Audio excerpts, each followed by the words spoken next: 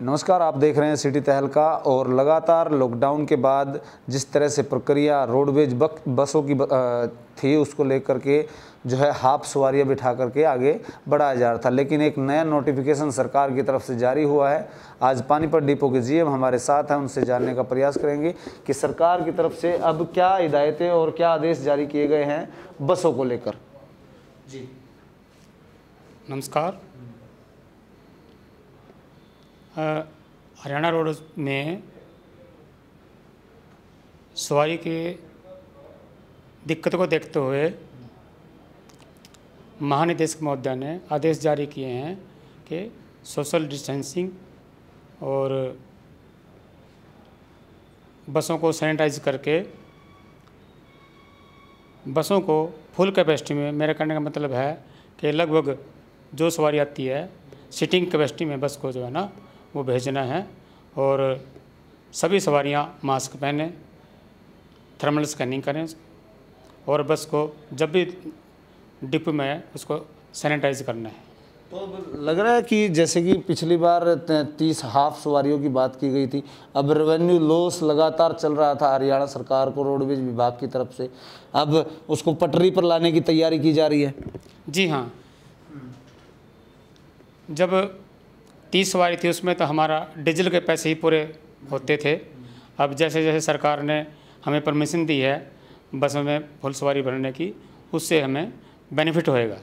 तो अब जैसे कि जुलाई माह की बात की जाए तो पिछली बार काफ़ी लॉस था, अब कम्युनिकेशंस गैप जो है, जो इसका खर्चे और नुकसान का था, वो कहीं भरता नज़र आया। अब जुलाई महीने में कितनी आमदनी हुई?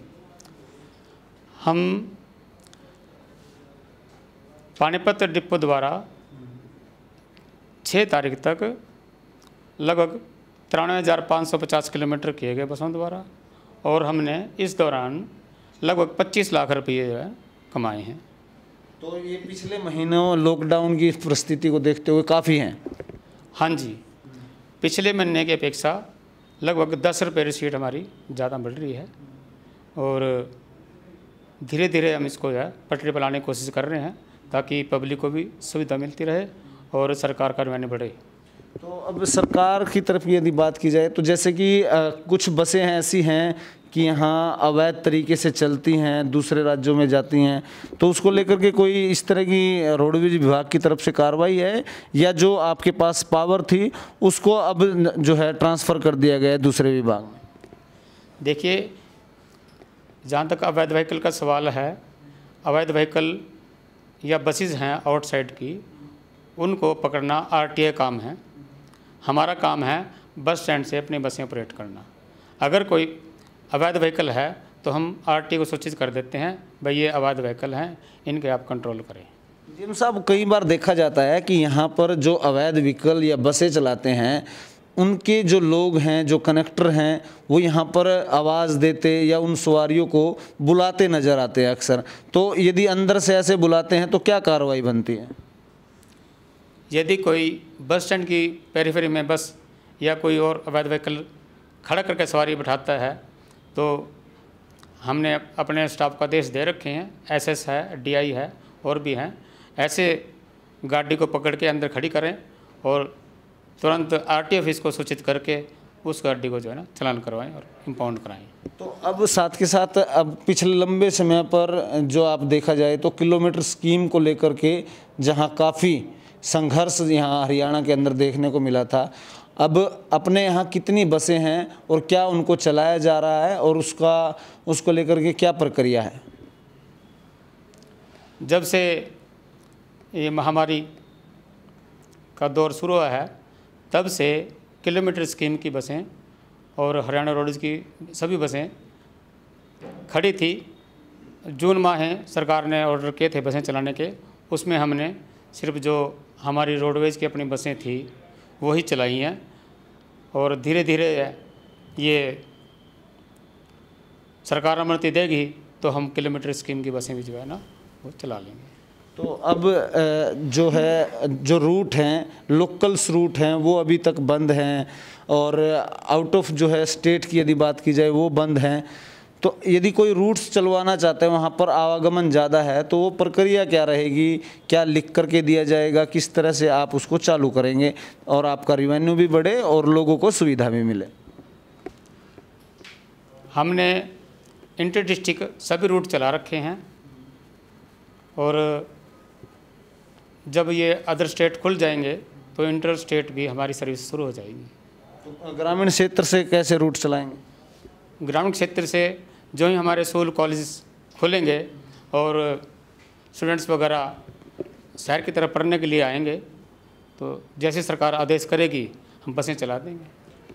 अब जो लोकल रूट की बात की जाए, जैसे कि यहाँ से करनाल, सोनीपत, जो गुलाबी बसें भी हैं हमारे पास, मिनी बसें जिसे बोलते हैं, उनका भी प्रयोग में लाया जा रहा है।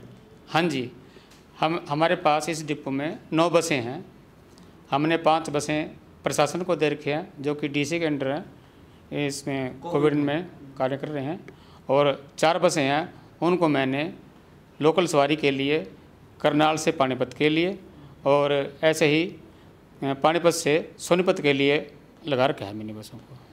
तो अब लगता है जैसे नोटिफिकेशन आई कि फुल कैपेसिटी में 52 सीटर बसें हैं, उनको मास्क के साथ जो है बिठाया जाएगा, मास्क अनिवार्य होगा, थर्मल स्कैनिंग होगी, तो अब रिवेन्यू लगातार अब बढ़ता जाएगा। जी हाँ, हमने अपने स्टाफ को पहले भी आदेश दे रखे हैं, अब दोबारा भी उनको कह दिया है भाई आप सवारी को मास्क कंपलसरी है पहने तब अंदर बैठाएं और थर्मल स्कैनिंग भी करवाएं। बसों तो हम सैनिटाइज करके ही बाहर निकालते हैं।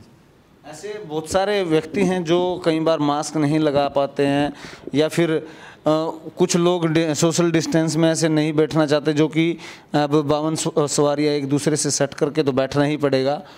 तो उन लोगों को कैसे समझाया जाएगा, या फिर उससे लगता है कि उसको लेकर जागरूक के लिए आपने यहाँ से अधिकारी कुछ नियुक्त किए हैं, या फिर दूसरों की जो संख्या है दूसरे प्राइवेट वाहन या अपने खुद के वाहनों पर जाने का जो है संकल्पित यहाँ पर लोग होंगे?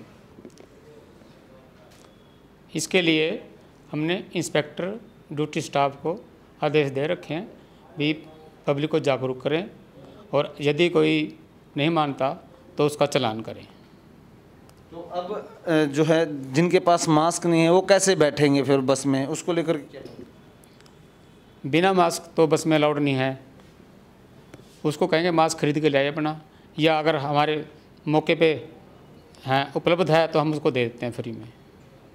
तो ये थे जीएम पानीपत बालक जी, जिन्होंने ये बताया कि अब पूरी फुल कैपेसिटी में अब बसें चलेंगी और सवारियां बैठ पाएंगी, लेकिन आप यदि बस में सफ़र करना चाहते हैं तो आप मास्क ज़रूर पहनना अनिवार्य होगा। आपकी बस में पहले बैठने से पहले थर्मल स्कैनिंग होगी और तमाम इन सुविधाओं के साथ अब जो पटरी पर रोडवेज का पहिया है उसको दौड़ाने के लिए सरकार ने भी कमर कस ली है। तो वहीं पानीपत डिपो जीएम ने भी यह दावा किया है कि जल्द से जल्द इस रिवेन्यू को बढ़ा करके सरकार के खाते में अब लॉस नहीं आने दिया जाएगा, जिसको लेकर वो व्यापक तैयारी कर रहे हैं। सहयोगी धर्मवीर सहरावत के साथ